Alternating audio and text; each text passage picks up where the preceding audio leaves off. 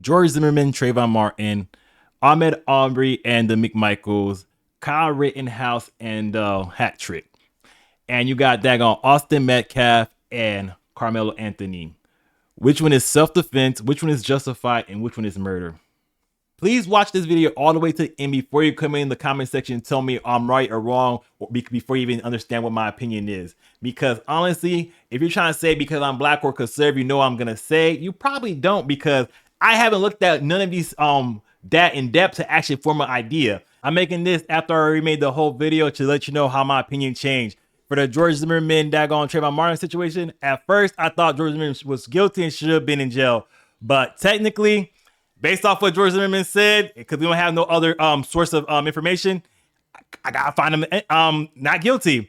But for Ahmaud Arbery, the McMichaels were guilty. They shouldn't have done that. For Kyle Rittenhouse and the hat trick, yo, my boy Kyle did that. I gotta side with him. But the one that's the closest out of all three of these to the Austin Metcalf and Carmelo Anthony is daggone Kyle Rittenhouse and the daggone Joseph Rosenbaum or something like that. That's the one that's closest. Why you could go skip to the end to figure out why I say that, but I think you should just watch the whole thing through. Like, let's be honest, all of us don't really know the situation like that. So before we actually make an opinion and try to say, oh, these cases are similar or not similar, let's actually look at it from people that know a little bit more about it than me before I give you my opinion. If you like the content, if you're rocking what I'm doing, like, share, subscribe. And if you think I'm wrong, let me know in the comment section. Let's have a discussion. Let's talk about it. But let's get into it. Let's first compare the daggone Trayvon Martin one to the daggone Austin Metcalf situation. This first clip is from Dr. Todd Grande and is covering the George Zimmerman and Trayvon Martin case. Here's Zimmerman's account of what happened that night. He said that he was driving to the store when he saw Martin walking through the neighborhood. He thought Martin was suspicious because he wasn't trying to get out of the rain and he was dodging in between houses. Zimmerman also felt something was off about Martin. He was concerned about the recent break-ins that had occurred, so he called the police non-emergency number. He claimed Martin approached his vehicle and he rolled up his window to avoid a confrontation. Zimmerman said that Martin ran away at this point, and Zimmerman got out of his vehicle so he could figure out where Martin had gone. So he just wanted to know where he went so he could tell the police how to find Martin. The call with the police ended. Zimmerman was walking back to his vehicle when Martin approached him saying something like, "Do you have a problem with me?" Zimmerman. All right, I'm gonna stop it here so I could bring up some statements, bring up some ideas that I had. Okay, so the dude is following Trayvon Martin because he looks suspicious. I'm like, why are you following him after the police the department that he called said don't follow him? We're not gonna address that. We're not gonna talk about that. All right, but other than that, he said he got out his car to try to see where he went to, and then when he went back to it, Trayvon Martin was there. How far did he walk away from his car for Trayvon Martin to get out of his line of sight and then come back around to the vehicle? That doesn't really make sense to me. I don't understand it that well. But we're only going off what George Zimmerman said because no one else that was there that seen the whole thing is currently alive right now. So based on that, I'm like, that kind of seems iffy right there. You turn your back around from your car, trying to follow him, see where he went. And then when you turn your back to your car, you turn around back to your car, he's there. Is this dude the Flash or Batman or something? Like, come on now. I'm just saying. But let's continue listening and see what else you got to say. Answered no, and then Martin replied, "You have a problem now." Martin punched Zimmerman in the face, which knocked him to the ground. Then Martin started beating Zimmerman's head against the sidewalk.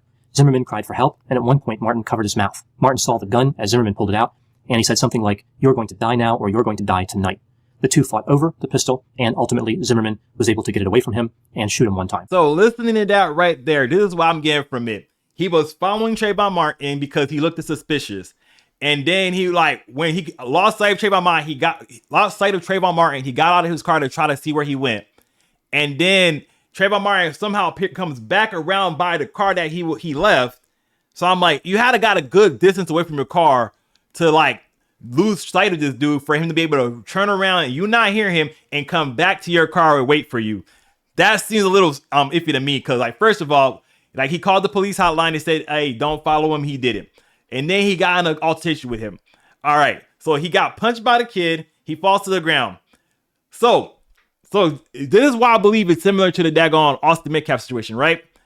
He's they're not following him, but he said, all right, he put his hands on him. He got punched. How many punches in the face do you have to take before you're able to defend yourself with lethal force? They said that he was pounding his head in the ground. If that were to come, or he's like doing something that could like actually kill or hurt the person, is that why he's saying he should be able to defend himself with lethal force?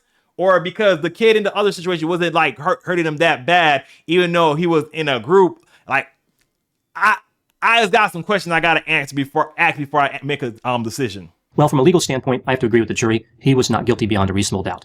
The physical evidence, as limited as it was, and the witness accounts corroborated Zimmerman's story. His story fits with the facts in the case. If the struggle turned out differently and Zimmerman had been the one shot and killed, I think that Martin would have been not guilty beyond a reasonable doubt as well. It's the same problem. The person who doesn't survive doesn't get to testify, so we're left with just one side of the story. The law isn't everything, though. As far as moral and intelligent decision-making, Zimmerman failed. There was no need for Zimmerman to call the police. Martin was just walking in the rain. There was no need for him to follow Martin. I think the Zimmerman case touches on the debate about provocation and self-defense. Can somebody ever lose the right to defend themselves from an aggressor?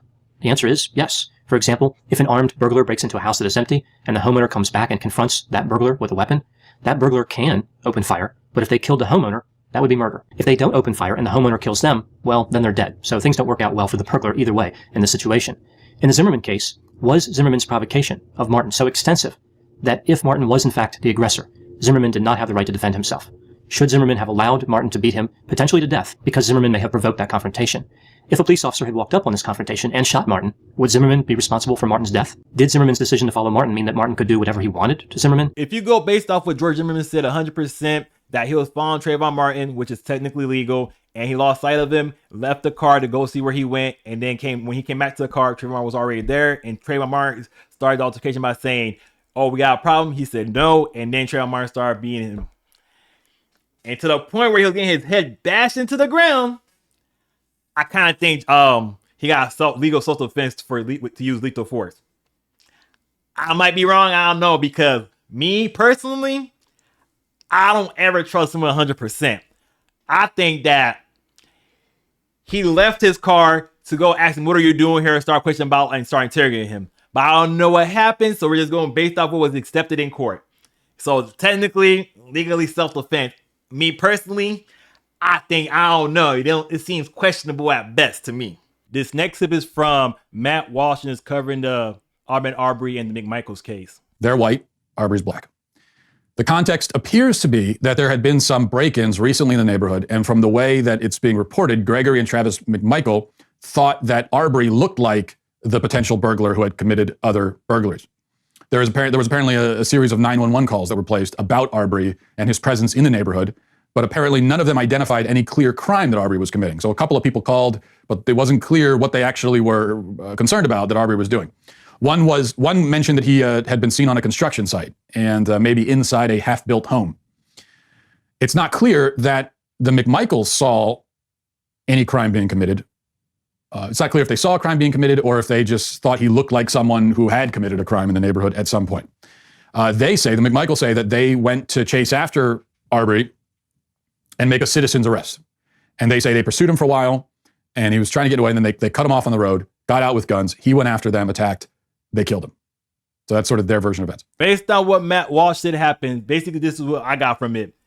They saw him, or they heard about him, or they knew that he was coming to checking out this daggone construction site. He didn't actually take anything, or they didn't see him take anything. They don't know that he committed a crime there. Just say that he wasn't there, he wasn't supposed to be, which might just be trespassing. Okay. So he starts to leave, and they chase him down with the truck, right? They cut him off. He runs around them, and he confronts one of the dudes with guns that are chasing him in their trucks. A scuffle happens, and then one of them shoots him. My personal thing is, if you're chasing me with a truck, you start that situation. You could say, "Oh, when they try to stop you and cut around, then you go after one of the people with the guns." That's me starting the situation. I don't necessarily agree. I feel like you're starting that situation. You're chasing me with a truck. And then you get out, I see your gun. I'm like, I gotta defend myself. I'm not just, "Oh yeah, I'm gonna do whatever you say because you got a gun," because I don't know you. You're not a police officer. What authority you have to do that? You can say, "Oh, they're doing a citizen's arrest."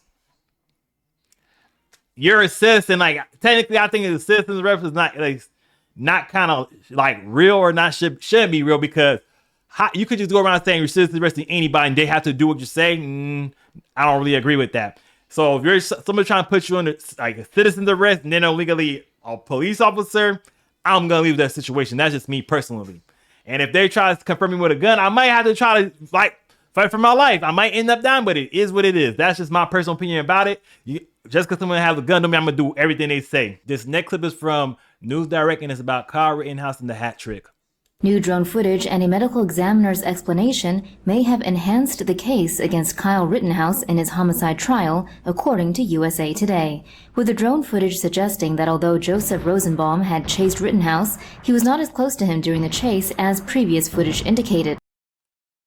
My personal thing is, if someone's chasing you and you're running away from them and you have a gun, I believe you're doing the right thing, and they continue to chase you, I kind of feel like you got the right to defend yourself, because if you get tired, they catch up to you, you don't know what they do. If you're saying, all right, at first I'm going to retreat and try to get away from it, they continue to chase you. At one point, you got to say, all right, I got to defend myself before something else happens. That's just my opinion so far. And the medical examiner suggesting Rittenhouse shot Rosenbaum twice before firing a lethal shot into his back as he reached a horizontal position.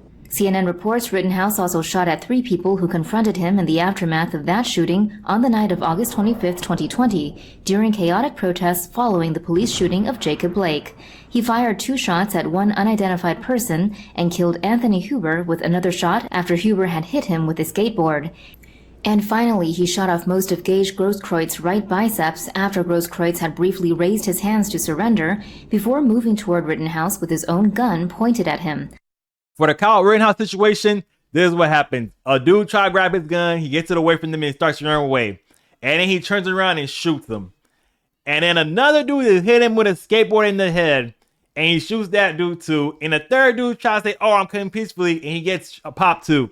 This is all while he's in the crowd, people are just trying to jump him or get up on him. And he's defending himself. I believe that he's legally allowed to do that. He should be allowed to do that. For the George Zimmerman and Trayvon Martin, according to Zimmerman, he got out the car because he was following Trayvon Martin and he lost sight of him, and he was getting out the car to see where he went. And then when he returned to his car, Trayvon Martin was there, asked him, do we have a problem? Zimmerman said no, and he said, now we do. And then Trayvon Martin started putting them beats on him, started bashing his head to the ground. George Zimmerman took out his gun and shot him. According to George Zimmerman's case, according to how he said it, I gotta say that was technically legal self-defense. I would ask more questions, but can't. It's already settled. For the Ahmaud Arbery and the McMichaels, Ahmaud Arbery was at a construction site. A house was being built. Then he left there. He was running. I don't know what he was running for, where he was running to.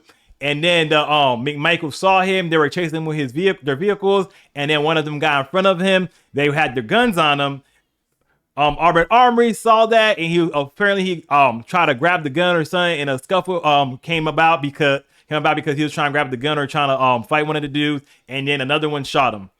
For the hat trick, the one I'm probably gonna use to make my point is Kyle Rittenhouse was the dude grabbed the gun, Kyle Rittenhouse ran away from him, and then the dude continued to chase him down. Kyle Rittenhouse turned around and shot him.